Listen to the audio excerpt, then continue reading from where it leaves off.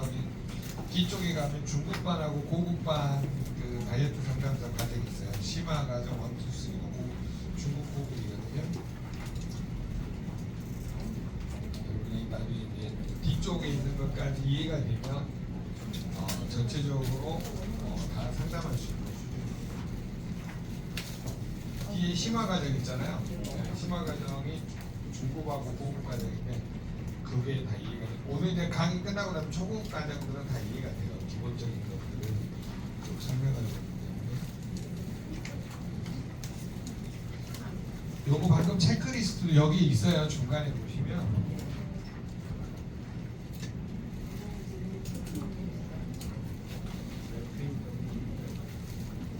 조금 안쪽에 대해서 앞에는 페이지라고. 페이지가 없는데 앞쪽에 있어요. 네, 이렇게 보면 중간에 여기 페이지가 있어요. 여기다가 체크를 하셔도 되고 여러분이 집에 가셔가지고 체크를 하셔도 됩니다. 자, 지금부터 이제 하는 건 잘 들으셔야 돼요. 왜 그러냐면 사람이 질병 상담할 때 내가 용어는 알고 있어야 상담이 됩니다. 근데 너무 모르시면 나중에 다이어트 상담할 때 다 실패를 하시거든요. 그래서 용어별로 좀 정리를 한번 해볼게요. 자, 1번이 무슨 질환이에요? 위장 질환이죠? 네.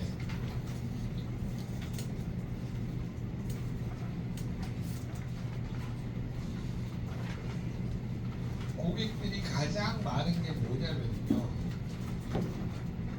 자, 위가 들어가는 부분을 본문이라고 합니다. 이거 상식적으로 알고 계셔야 돼요. 식도에서 위로 연결되는 부분은 분문. 그 다음에 어렸을 때 우유를 많이 먹어봤죠. 여기 우유가 나오는 부분이 분문이라고요.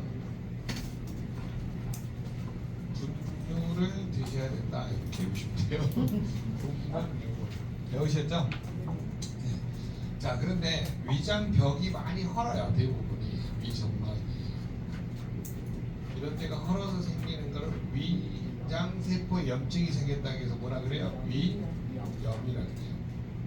자, 이게 이제 이렇게 딱 폐이잖아요. 폐이면 뭐가 돼요? 궤양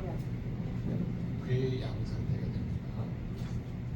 자, 저게 이제 10년, 20년 위장세포가 뭐냐면 점점 커져가지고 나중에 뭘로 되냐면 위암으로 발전합니다.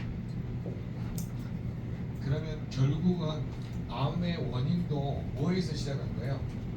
염증에서 시작한 거예요. 뭐에서 시작한 거라고요? 염증. 염증이 왜 생겼냐라고 했더니 세포가 산화 스트레스, 활성산소에 의해서 산화가 되고 당화, 여러분이 달달한 거라든가 당화 체중 산물들을 많이 먹어서 산화되고 당화되면서 문제가 생긴 거예요. 이거를 이제 여러분이 나중에 이제 깊어지면 유전체에 문제가 생겼다 그래서 음식 안에 들어있는 메틸기 또는 아세틸기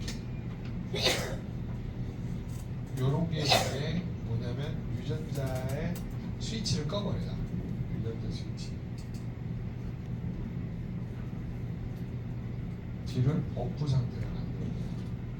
그러다 보니까 여러분이 이제 나중에 산화되고 당화되면서 이제 DNA에 있는 염색체의 끝단에 텔로미어가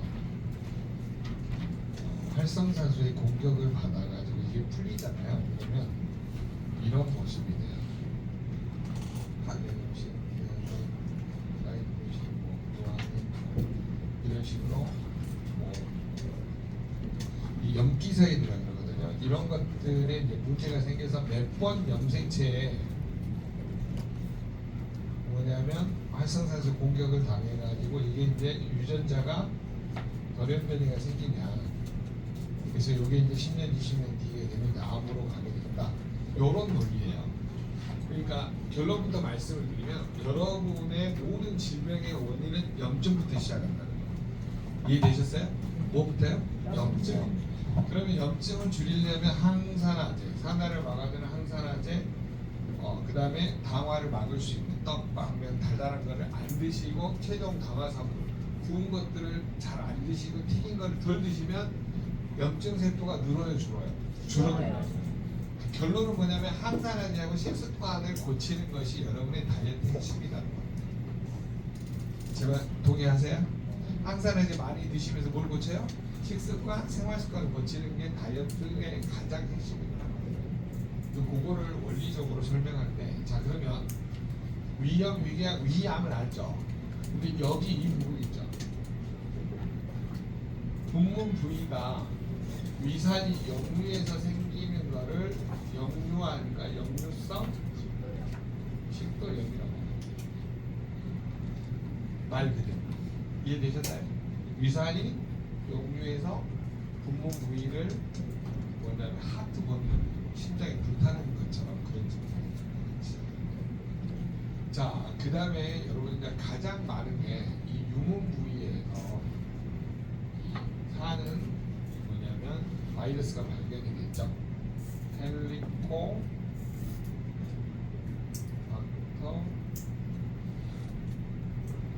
파일로리 세균이요. 죄송합니다. 이건 바이러스가 아니라 세균이지. 자, 여러분 이 이름이 왜 붙었냐면 헬리코는 뭐냐면 헬리콥터처럼 이 세균은 뱅글뱅글 돌아요. 어디에서? 위장 세포에서 이렇게 뱅글뱅글 돌아요. 그래서 헬리코고, 박터는 뭐냐면 박테리아, 세균이네. 헬리코 세균, 뱅글뱅글 도는 세균. 근데 어디서 주로 도는가 봤더니 유문을 파일러스라 그러거든요. 영어로 파일러스. 아, 유문 근처에서 뱅글뱅글 도는 균들. 우리 그 혹시 그 나이트 클럽에 이런 데 가면 딱 들어가려고 하는데 누가 서 있어요? 어깨 아저씨. 어디 가세요? 민증 주세요. 그러잖아요. 얘네들이 주로 이 근처에서 그런 짓을 하는 거죠. 막 돌면서 아주 나쁜 균이죠. 헬리코박터 파일러리. 이것 때문에 여러분이 이제 헬리코박터 약을 드시잖아요. 주로 항생제 많이 드시거든요. 또 뭐 예체인들 먹는데 결국 여러분 이 약을 먹고 나면 위장벽이 엄청나게 이제 고통스러워요.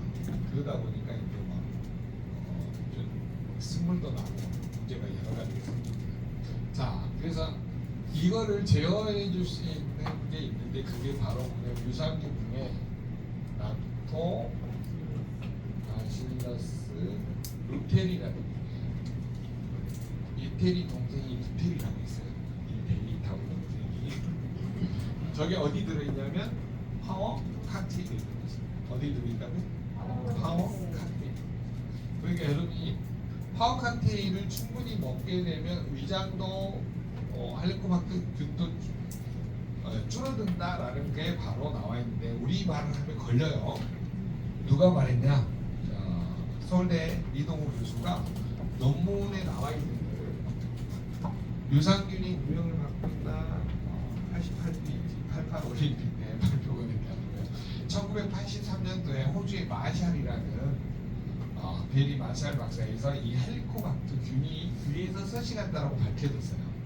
근데 이 균을 치료하지 않으면 위궤양이나 십이자궤양, 만성위염으로 진행이 된다고 합니다. 그러니까 저 균을 죽여야 되겠죠.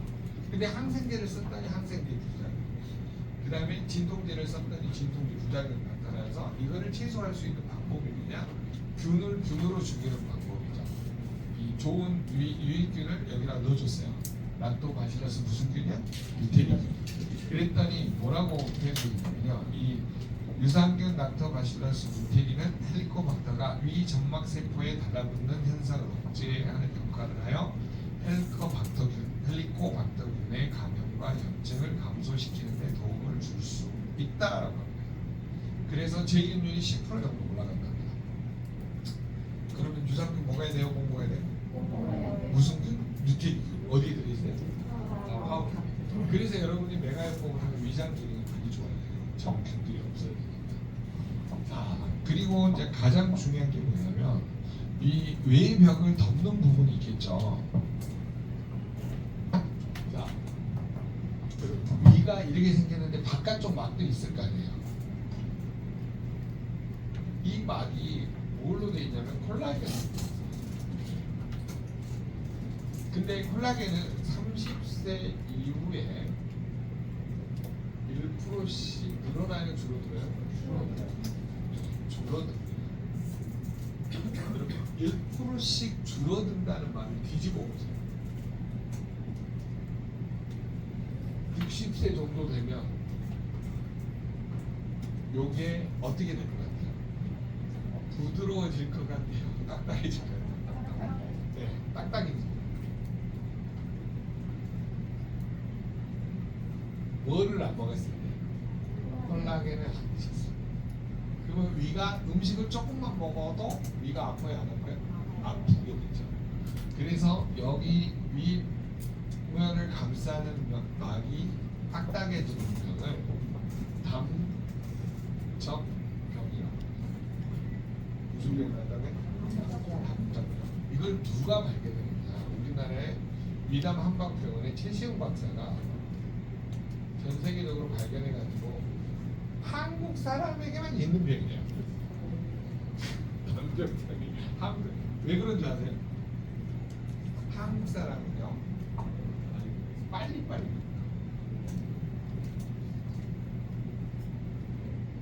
한국 사람 특징은 어디 가면 알 수 있어요? 수학여행 가보세요. 수학여행 여행 가 그러면 5분에서 10분이면 다 먹고 나와서 커피 먹고 이야기하고 있어. 회전율이 너무 빨라. 식당 입장에서 엄청나게 땡기죠. 빠르니까.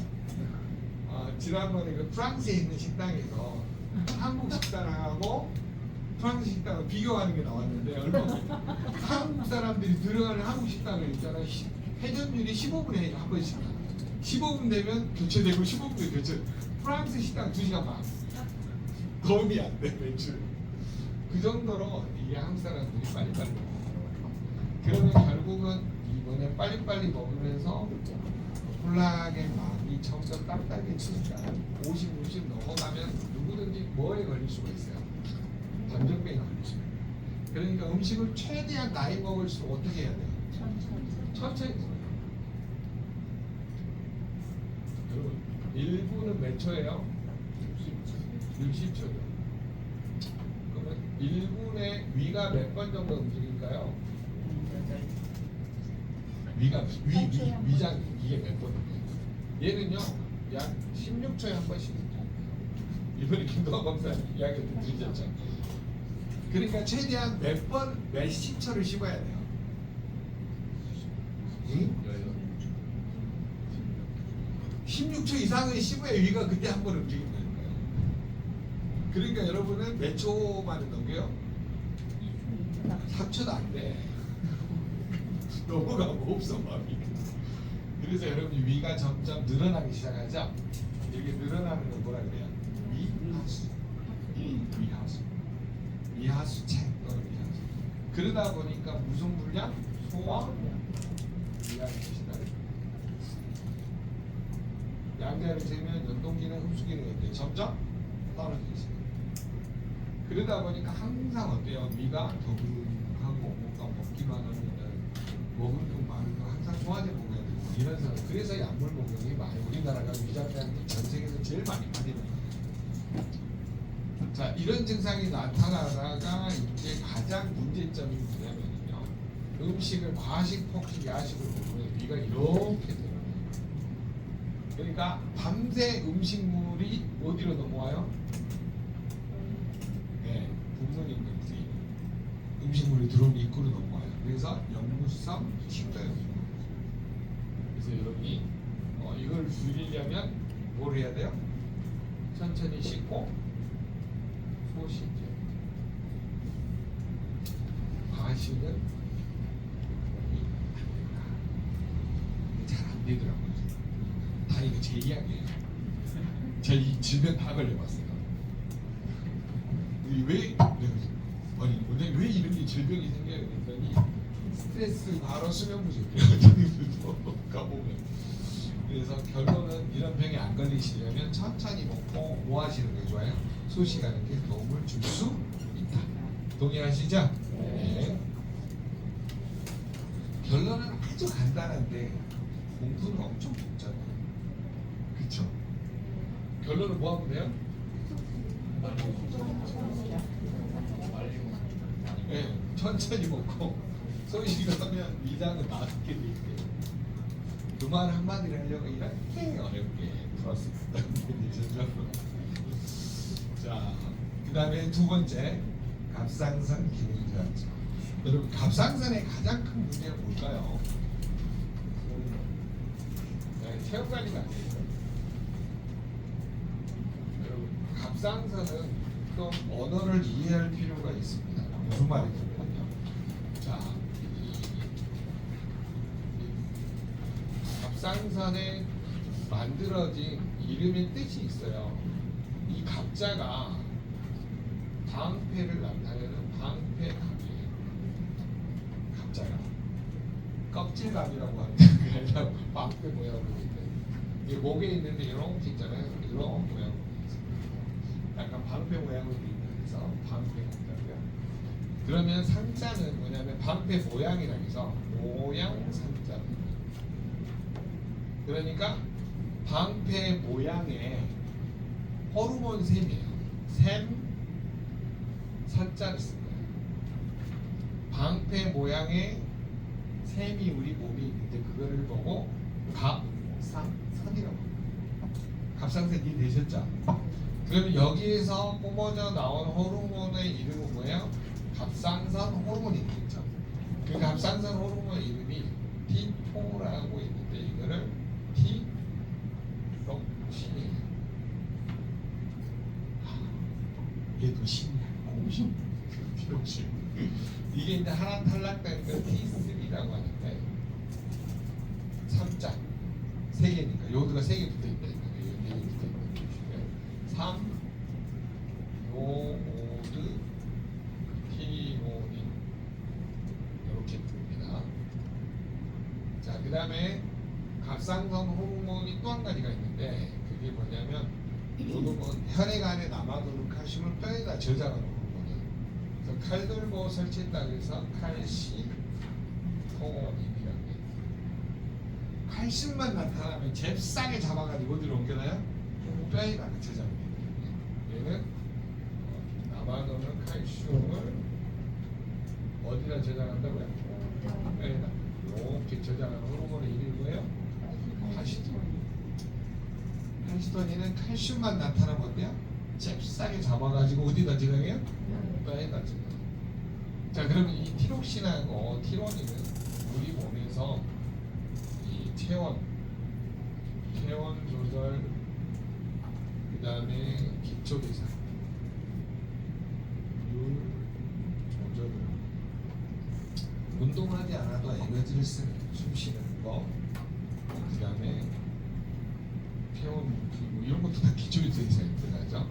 그래서 기본적으로 우리 몸의 체온율이라든가 기초대사의 유지에 관여를 하죠.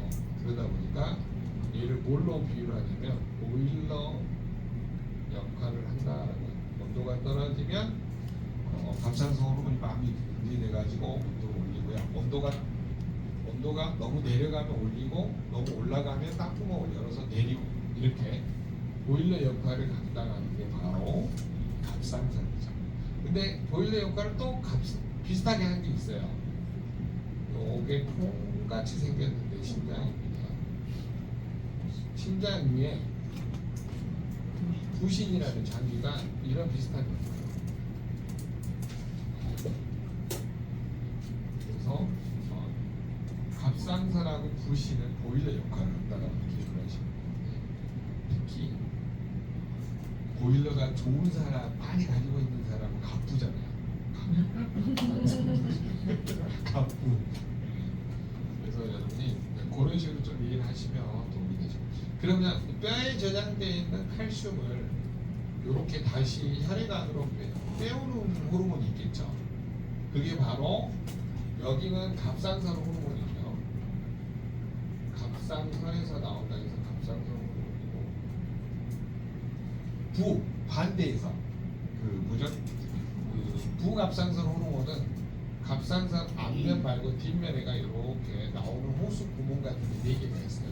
여기에서 뿜어져 나오는 호르몬이 있는데 이게 바로 부갑상선 호르몬이고요. 부갑상선 호르몬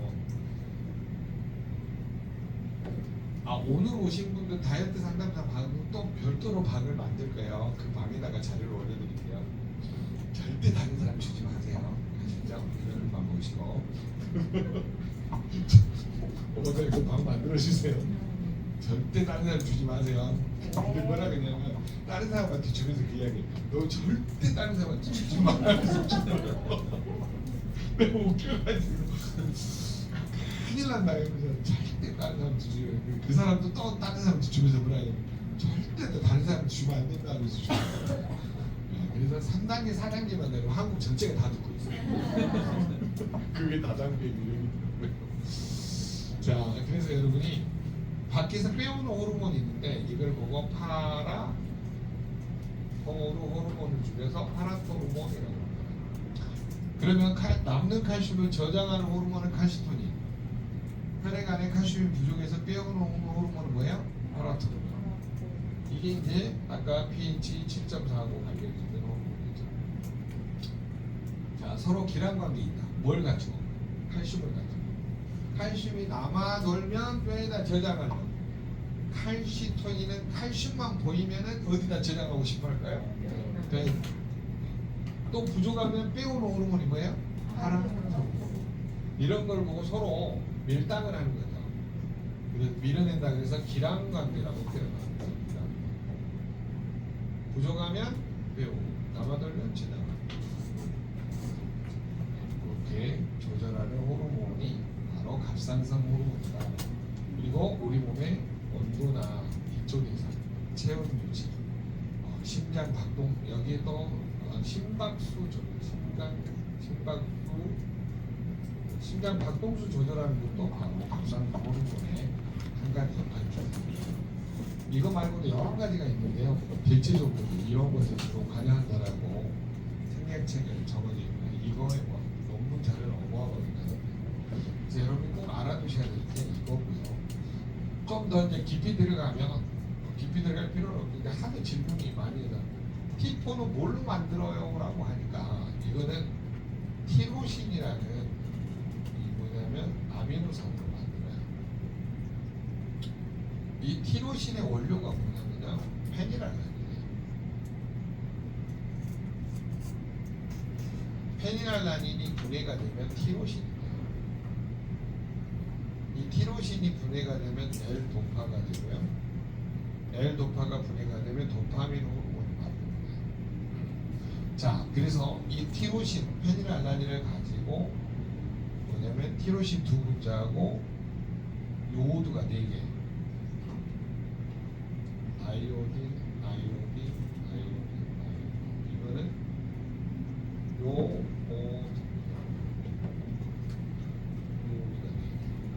이거는 티로신, 아미노산 단백질이 2개. 티로신. 요런 형태로 붙어 있는 거를 티로신. 그리고 요게 간에서 하나 탈락돼 가지고 T3 형태로 다니는 거를 3,5도 티로신. 그럼 T4에서 T3로 이렇게 바뀔 때 간에서 뭐가 필요하냐면 셀레늄이 이 역할을 리무브 딱 절단을 역할을 해주거든요. 그래서 셀레늄이 T4에서 T3로 바뀌어서 체온 조절, 심박수 조절, 기초대사를 잘 조절하라고. 그러니까 쉽게 설명하면 보일러가 잘 돌아가도록 도와주는 역할을 하는 게 뭐예요? 셀레늄. 여러분 이거 몰라도 돼요. 보일러랑 머릿속에 넣으셔도 돼. 보일러 역할이 뭐예요? 온도 조절하는 거예요. 그 다음에 잘 돌아가도록 일을 해주는 거죠. 그러니까 그렇게 이해하시면. 자, 그런 역할에서 하기 때문에 갑상선에 문제가 있는 사람이 호르몬이 줄어들면 뭐가 돼요? 갑상선 호르몬이 줄어들면 기능 저하지, 늘어나면 항진증. 여러분 줄어들면 체온 조절이 잘 안 되니까 몸에다 뭘 많이 저장하려고 하겠죠. 그러니까 어떻게 돼요? 살이 쪄요. 그러니까 갑상선 기능 저하증 있는 사람 다이어트하면 치도 키도 살이 빠져요, 안 빠져요? 안 빠져요. 그러니까 누구 책임이에요? PM 책임이 아니고 내 책임이. 그러니까 여러분 알고 해야지.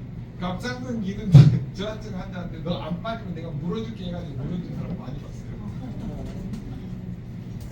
아니 PM님 워낙 잘 빠지잖아요. 그러니까 내가 안 빠지면 물어 죽겠는데 한 사람 울면서 왔어. 선생님 내가 물어주고 왔어요. 왜 그랬더니 갑상선 기능 저하증 환자인데 뭣도 모르고 달라 그래가지고 그러시고. 그럼 여러분 반드시 물어봐야 돼, 안 물어봐야 돼? 물어봐야 돼요. 안 물어보고 하면 누가 손이야? 그리고 절대 물어준단 말 하지 마. 제발로. 왜 이상하게 하지? 우리가 갑인데 왜 우리가 물어준다고 정확한 상담이 있어야 되는데 이해되셨죠? 자 그러면 여러분 여기에서 딱 저하증 환자만 있을까요? 또 호르몬이 바닥에 만들어진 사람이 있겠죠? 항진증. 이 사람은요 에너지를 너무 많이 태워버려요. 보일러를 너무 많이 쓰니까 기름이 떨어진 것처럼 이 사람은 빼빼예요. 빼빼. 오히려 이런 사람은 오히려 살이 찌고 비만으로 저하증 환자. 그러니까 저하증 환자한테 다이어트를 권할 때는 좀 위험할 수가 있어요. 이런 것들을 호르몬 밸런스가 깨진 사람들을 잘 체크해야 돼요. 근데 여기에다가 갑상선 기능 저하증에다가 갱년기까지 있으면 미치는 거예요. 정말 이러고 아까 우리 박영선 뭐 갱년기도 이런 현상까지 더 나타나기 쉬워요. 그래서 관리를 잘 하셔야 돼요. 근데 이거를 한 방에 해결할 수 있는 방법이 뭐냐면 리스토레이트하고 시벨. 시발이 아니에요. 시발이었어요.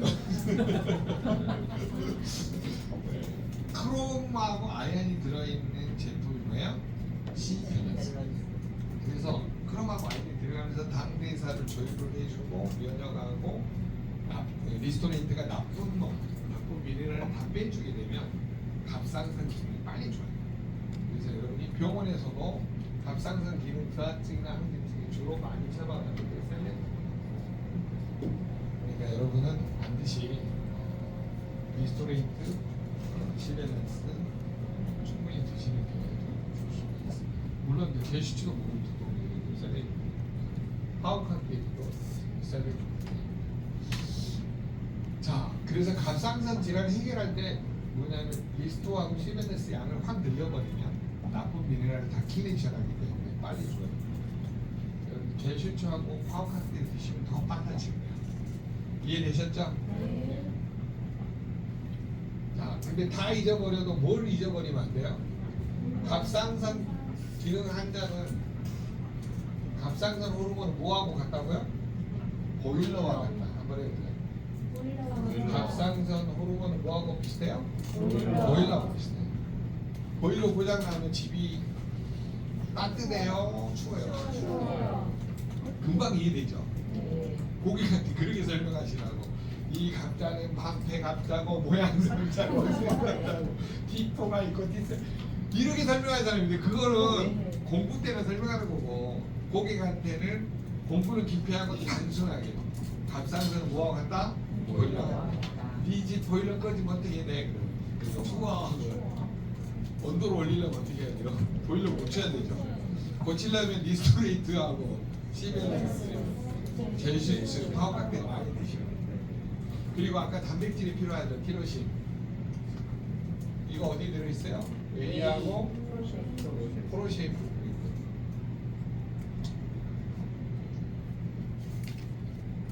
여러분 아까 티로신 2개하고 ET하고 이렇게 4개 붙어있는 게 뭐라고 했어요? 티로신. 요오드라고 했죠. 요오드 4개. 티로신 2개. 이렇게 된 거는 T4라고 했잖아요. 티로신이라고 했죠. 여러분 갑상선을 고칠 수 있는 방법 중에 하나가 이 요오드를 많이 먹어주면 되는데 요오드가 해조류 추출물이에요. 그게 어디 들어있냐면 파워 아니 죄송해요. 액티바이오 그 다음에 제너레이션 50 플러스 해조류 추출. 갤리피드 어떻게 하셨어요? 갤리피드 어우 대단히 감사합니다. 갤리피드 최근에 보니까 들어있더라고요. 이 세 가지를 갑상선 환자들은 추가해서 먹으면 빨리 좋습니다. 이유가 뭐라고요? 요들을 공급해줘서 갑상선 호르몬이 잘 만들어지게 도와줍니다. 여러분 해조류 추출물 안에가 요오드가 많아요. 그러니까 여러분이 일주일에 한 번은 꼭 드셔야 될 게 미역이나 김이나 다시마나 이런 거를 많이 드세요. 그래야지 갑상선 기능이 좋아집니다. 근데 미역이나 뭐 이런 걸 주면 다 애들 안 먹잖아요. 그러니까 액티바이트를 타주시면 남편들은 절대로 주시면 안 됩니다. 큰일 납니다.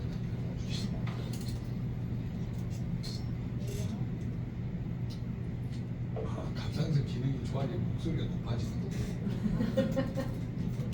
와서 조용히 주무셔야 되는데 갑자기 콧노래 부르면서 막 다니면서 이것저것 간섭하니까 챙겨주시면 오자마자 푹 쓰러지더라고. 제 말은 반대말입니다. 절대 오해하지 마시고 남편들 부지런히 줘가지고 건강하게 살도록 도와주세요.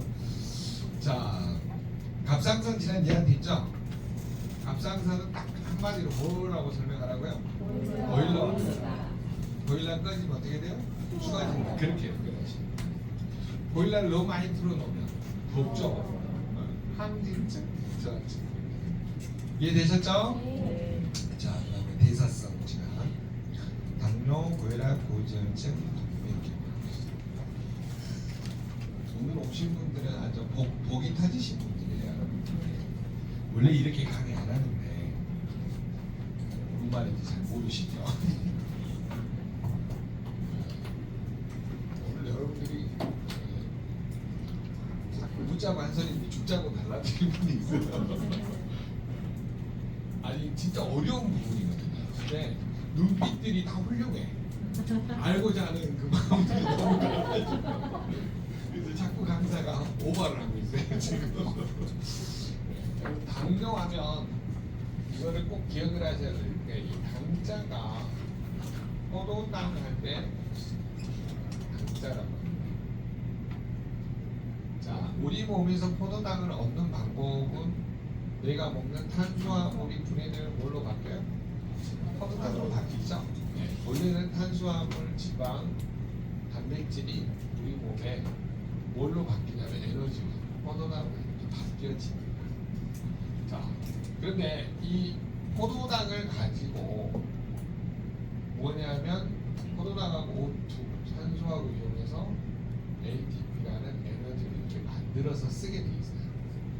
근데 산소하고 포도당이 타주려면 반드시 뭐가 필요하냐면 코, 이게 여러분 나이타 코크테일의 나이타나 성냥과 같다. 항상 외우세요. 코크테일 뭐가 같다고요? 나이타와 성냥과 불쏘시개거든요. 근데 요 포도당이 AT로 안 바뀌거든요. 요게 뭘로 빠져나오거든요? 소변. 요로 빠져나오는 거죠. 포도당은 ATP로 바뀌어야 돼요. 우리 몸에서 세포에 뭘로? 에너지가. 근데 뭘로 빠져나온 거야? 소변으로. 그걸 당뇨라고 합니다. 그러니까 포도당이 소변으로 나오면 당뇨고 에너지로 이용되면 ATP로 바뀌어져요. 요 놈은 반드시 뭘로 바뀌어야 돼요? ATP. 근데 잘 안 바뀌어요. 왜 안 바뀌는 거 같아요? 무슨 부족으로? 나이타가 없어요. 근데 요게 이제 기본 개념이에요. 그러면 여러분이 이 당을 우리 몸의 당을 고혈당을 처리하는 기전을 설명드릴게요. 자, 우리 몸은 췌장이라는 장벽이 있습니다. 자, 여러분 저기 한번 봐보세요. 보이신가요? 여기 보시면 12장 옆으로 붙어 있는 장기가 췌장이에요. 요걸 딱 절반을 잘라서 보니까 가운데가 남길 한섬 주변에 소화효소가 나오는 섬광색으로 나오고 있어요. 이 섬 이름이 무슨 섬이라고요? 남길 한섬. 왜 남길 한섬인가요? 남길 한섬 사람이 발견을 해요. 제가 발견했으면 사춘기 절반, 이춘기 절반 이렇게 했어요. 누가 발견했습니까? 남길 한섬. 아연사에 발견했으면 애섬 하든지 아연섬 하든지 근데 여기에서 호르몬이 세 가지가 나와. 고혈당일 때, 저혈당일 때, 이걸 뭔가 조절할 때. 자, 그러면 저 섬에서 나오는 거를 낭비를 하세요. 자, 췌장을 싹둑 잘라서 가운데를 전자현미경으로 봤더니 어떤 섬이 보여. 뭐라고요? 랑게르 한스 섬. 자, 이 섬에는 뭐냐면 호르몬 셈이 몇 개가 있다고요? 세 개. 자, 알파, 베타, 네지콜란지 세타. 델타라고 할게요. 이거 델타. 알파, 베타, 델타, A, B, C 이렇게 하시면 됩니다. 이렇게 그냥 편의상 붙여놓으면. 알파 세포에서는 제가 저혈당일 때 분비돼요. 저혈당. 그래서 포도당을 녹여서 호르몬을 만든다 해서 글루카곤이라고 호르몬이 뭐라고요?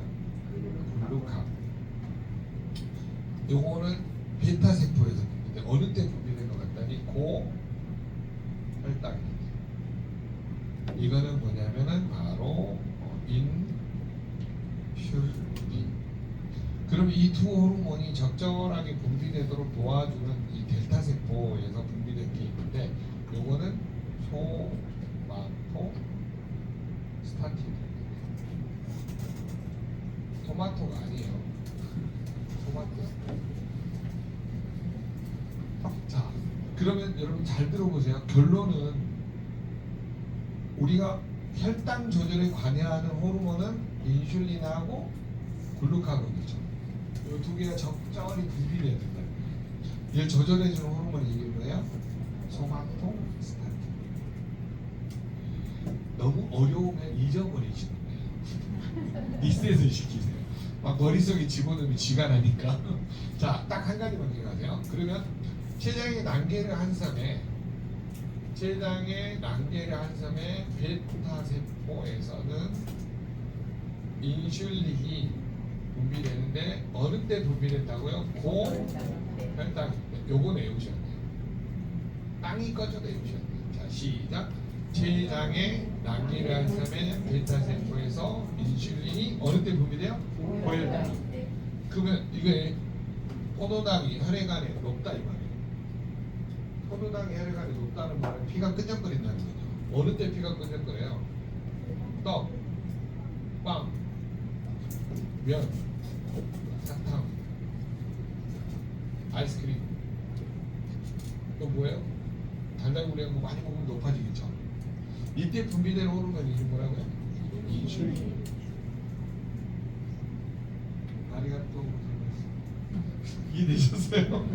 자, 그러면 인슐린이 만들어야 되겠죠. 여러분, 인슐린이 어디서 만들어진다고요? 췌장의 난개란섬에 베타 원료가 있어야 되죠. 그 원료가 단백질하고 아연이다. 인슐린 원료가 뭐라고요? 단백질. 여러분, 팥빵의 원료는 뭐예요? 밀가루, 단백질하고 팥이죠. 네.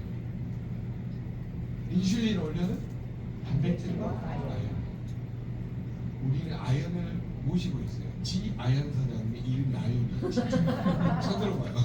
저분이 아연이에요. 자, 지아연 사람 절대로 당뇨 걸릴 일이 없다. 인슐린 평생 만들잖아요. 이름에서. 자, 그러면 이거는 뭐예요? 원료를, 이게 원료죠. 인슐린 원료. 원료를 가지고 만드니까 뭐예요? 인슐린을 만드는 뭐예요? 합성이죠. 그러면 애가 이제 분비돼야 될 거 아니에요. 자, 그러면 여기다가 정리를 할게요. 인슐린은 뭐가 합성을 하려면 뭐가 필요해요? 원료가 단백질과 아연이 필요해요. 그 다음에 인슐린이 분비된다 그랬죠. 언제 분비된다 그랬어요? 인슐린이 췌장의 난개를 한 셈에서 인슐린이 어느 때 분비돼요? 고혈당일 때. 분비되려고 하면 짜주는 거잖아요. 그러면 얘도 근육이, 이 짜주는 근육이 있어야 될 거 아니에요. 근육이 수축하고 위안이 되는. 수축할 때 칼슘이 필요해요. 그다음에 이거를 도와주는 비타민 D3. 인슐린을 분비하는 거를 짜준다라는 개념으로 인슐린 호르몬을 짜준다 이렇게 생각을 해요. 여러분 길 가다가 누가 인분을 뿌려보세요. 똥을 뿌려보세요. 그럼 여러분 가만히 있어요. 칼 들고 도마 들고 가서 죽여야 돼요. 칼 들고 도마 들고 가서 막 가겠죠. 에오실 때 얘기하시라고. 인슐린 인분을 뿌렸다니 칼 들고 도마 들고 설치더라 이렇게 얘기하시면 이해되셨어요? 네. 칼슘하고 비타민 D3 도마같이 생겼잖아요. 이렇게 해가지고 이해되셨죠?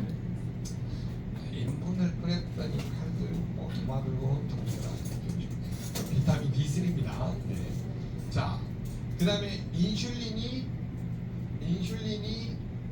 분비된 다음에는 이동을 해야 되겠죠. 이동할 때는 도움을 줄 수 있는 게 아연하고 마그네슘이에요. 뭐라고요? 아연하고 마그네슘. 외우실 때는 아마 이동이 있을 거예요. 인슐린이 아마 이동했을 거예요. 이렇게 외우시면 돼요. 아연하고 마그네슘. 이해되셨죠? 네. 어디로 이동했는가 봤더니 인슐린이 세포막에 있는 수용체 이거를 리셉터라고 해요. 머리 세포막이 이렇게 둥글잖아요. 그래서 붙어 있는 Y자 모양의 수용체가 있어요. 얘네들은요 세포끼리 소통할 때 쓰는 어떤 안테나 같은 역할을 해요. 그리고 저기에는 또 인슐린을 받아주는 수용체도 있어요. 여러 가지 역할을 하는 게 바로 리셉터 수용체라고 합니다. 이 둘이 만나면은 어떻게 되냐면 세포막이 열려요. 근데 인슐린하고 수용체하고 만나는 거를 결합이라고 할게요. 결합을 하려면 조건이 필요해요. 네가 올 때 자동차 2대, 아파트 하나 뭐 이렇게 가지고 와라. 그랬더니 나 없어요. B3하고 그런만 가지고 온 거예요. 똥차 소리가 이렇게 납니다. 옛날에 오래된 차 있죠. 문 열려고 하면 B3 하고 이런 소리가 있어요. 네, 자, 인슐린이 자동차 키, 수용체가 자동차 키박스라고 보세요. 이 둘이 문이 열리려면 B3 이런 소리가 나요. 이해되셨죠? 그래야지 결합을 하면 여기에서 이제 인슐린이 이렇게 달라붙어요. 달라붙으면 뭐가 열려요? 여기 달라붙으면 세포막이 열린다 이거예요. 안 달라붙으면 안 열리고. 이해되셨죠? 그럼 세포막이 문이 열린다라고 하는 것은 이 뭐냐면 혈액 안에 들어있는 산소와 영양소가 어디로 들어간다는 소리예요? 세포막 안으로 들어간다. 그러면 이 산소하고 영양소 포도당을 태우는 곳이 어디예요? 세포 안에는 핵이 있고 핵 주변에 뭐가 있어요? 미토콘드리아가 있죠. 이 미토콘드리아는 산소하고 포도당을 이용해서 뭘 만들어요? ATP를 만듭니다. 그러면 요때 뭐가 필요한 거예요? 요거 나이타가 필요하죠. 그 나이타 역할을 하는 거다? 코큐텐. 그러니까 마지막 단계에서 이제 5번 에너지로 바뀌는 과정은 대자가 뭐예요? 교대하다. 4자가 1, 4. 에너지가 교대하는 일이 벌어져야 돼요. 뭘로? 포도당이 산소하고 ATP로 바뀌면 뭐가 필요해? 코큐텐. 에너지 대사에 반드시 뭐가 필요해요? 코큐텐이 필요하다. 이게 있어야지만이 에너지로 바뀌어서 포도당이 소변으로 안 빠져나온다. 나이타, 코큐텐이 부족하면 소변이 그대로 빠져나오죠. 에너지로 안 바뀌고 소변으로 나와버리잖아요. 예를 들어서 당뇨가 돼요. 당뇨를 막아주려면 코큐텐 먹어야 돼요? 꼭 먹어야 돼요? 꼭 먹어야 되겠죠. 자, 여러분 이제는 분자 생물학을 배운 거고 분자 영양학을 배운 거야. 여기다가 이제 뭐라 하면 제품만 연결하면 돼요. 여러분 이거는 약으로 고치는 방법이 아니고 식품으로 대안을 제시하는 방법. 미국의 UCLA 대학에 이 미국이 박사과정에서 이걸 가르쳐요. 그래서 여러분이 지금 이게 이해가 되면 박사 받으셔야 돼요. 굉장히 훌륭한 학문입니다. 자, 그러면 이걸 뭘로 바꾸자고요? 우리가 먹는 제품으로 영양소를 제품으로 바꾸면 고객은 설득할 수가 있겠죠. 자, 한번 바꿔봅시다. 인슐린 합성을 내면 단백질과 아연이죠. 단백질 어디 들어있어요? 웨이, 프로틴, 아미노 같은 거. 아연 어디 들어있어요? 리스토레이트, 또 시벨란스. 아이린 여기 보면 또 물이 하나 있던데. 네? 네. 갤린피드하고 콜라겐. 네, 맞습니다. 갤린피드하고 콜라겐. 자, 그 다음에 칼슘하고 비타민 D3 어디 들어있어요? 리스토레이트에 들어있죠? 아연하고 마그네슘 어디 들어있어요? 리스토레이트에 들어있죠? 자, 비타민 B3 어디 들어있어요? 액피, 파워. 그 다음 크롬 어디 들어있어요? 리스토레이트, 시밸런스. 네. 리스토 시밸런스. 자, 그 다음 코큐텐 어디 들어있어요? 진 50 플러스. 물론 파워 칵테일에도 약간 일부가 들어있습니다. 자, 요런 제품을 충분히 먹으면 당뇨 예방에 도움을 줄 수 있다 이 말이에요. 근데 여러분, 당뇨 환자한테 이거를 먹으면 당이 올라가요, 안 올라가요? 올라갑니다. 당뇨 환자는 이 중에 뭐만 먹으셔야 돼요? 웨이하고 시밸런스, 리스토만 드셔야 돼요. 몇 개월간, 6개월간. 그래도 하루에 한 번 먹으면 안 되고 3번은 먹어야 이 뭐냐면 좋아집니다. 웨이, 시밸런스. 웨이에 당이 없어요. 근데 프로시에이크는 약간 달달해. 올라가요. 파워 칵테일도 약간 달달하니까 올라가. 리스토레이트는 당이 없어요. 그러니까 좋아요. 그 다음에 또 뭐죠? 시밸런스는 아연하고 크롬이 약간 아연이 골 조절해 인슐린 합성. 크롬이 뭐예요? 세포막의 문을 열어줘요. 이거 이해되세요?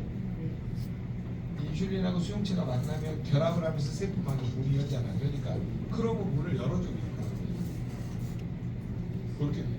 그 다음에 이제 액티바이저를 조금씩 드시면 처음에는 먹으라 했더니 막 6스푼씩 하루에 막 5번, 10번씩 물론 도움이 되는데 잘못하면 또 그것도 혈당이 올라가죠. 천천히 6스푼을 한 번만 먹으면 돼요. 그 다음에 한 3일간에도 안 올라가. 그러면 2번 10시에 먹으면 11시 2번에도 괜찮아. 3일 정도. 그럼 또 3일 뒤에는 도전해보는 거예요. 오후 2시, 오후 3시, 오후 3일 간격으로 여러분이 혈중 농도를 높여가면 절대적으로 어떤 질환이든지 극복할 수 있어요. 특히 여러분 있잖아요. 대사성 질환, 당뇨, 고혈압, 고지혈증 있으니까 이런 질환들은 천천히 늘어나서 이해되셨죠? 근데 썩성한 사람들은 많이 먹어서 여러분 밥을 많이 먹으면 어떻게 돼요? 배부르죠. 호전 반응이에요, 정상 반응. 중성 반응이 뭐 밥 많이 먹으면 배부른 게 호전 반응 아니잖아요. 마찬가지 식품을 갑자기 많이 먹으면 그런 증상이 나올 수 있어요. 배부르고 막 나른해지고 하는 것처럼 똑같이 증상이 나요. 자, 그럼 여러분 여기서 지금 기억해야 될 거는 뭘 기억을 하는 거예요? 이런 용어를 뭘로 바꿔주라고? 기본 제품으로 바꿔줘요. 자, 시험을 볼 거예요. 아셨죠? 지웁니다. 근데 눈은 저를 보셔야 돼요. 그 아래를 보시면 큰일 납니다. 우리 저 타짜에서 아야 와 한번 갖고 와라 그러잖아요. 손모가지 나갈 건데. 자,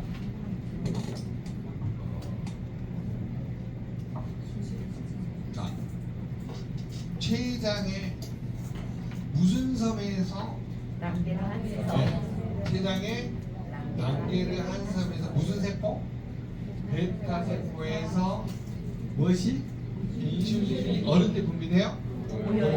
배웁시다. 시작. 췌장의 난개를 한 섬에 베타 세포에서 인슐린이 고혈당에 때 분비됩니다.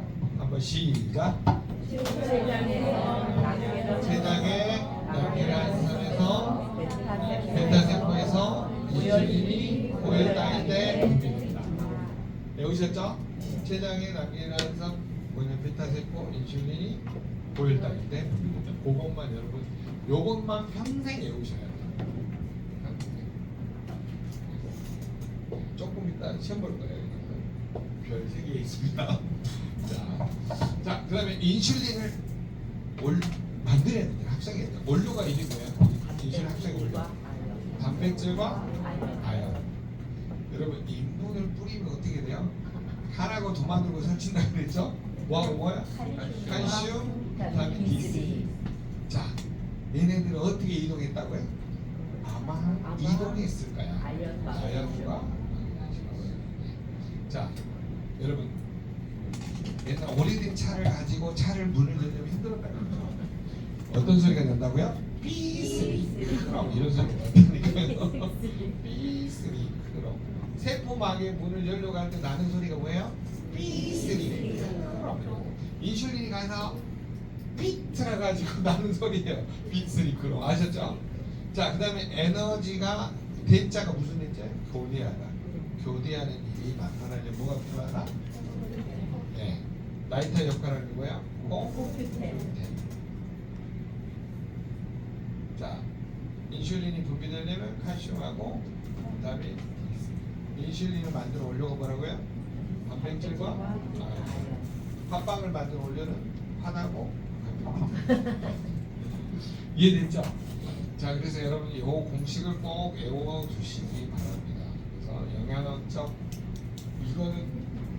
이거는 누가 만들었냐라고 하면은 이거 만든 게 아니고요. 미국의 UCI 대학의 내분비내과에서 약을 말고 기능의학적으로 분자생물학적으로 분자영양학적으로 식품으로 하는 방법론들을 연구하는 팀에서 만든 거예요.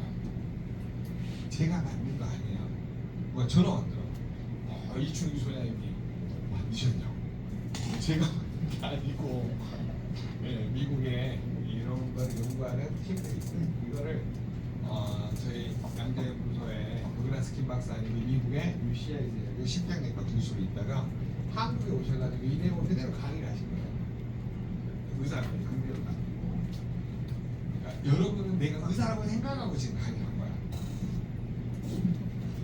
이런 느낌이 있어요. 난 의사 아닌데 여러분 자연치 의사들이에요. 아셨죠? 자부심을 좀 가지고 접근해서 영양학적 접근으로 해석을 하니까 약물이 아니고 뭘 접근한가요? 네, 식품으로 영양학적 접근. 이렇게 강론을 이해하시면 도움을 주실 수 있다. 동의하시죠?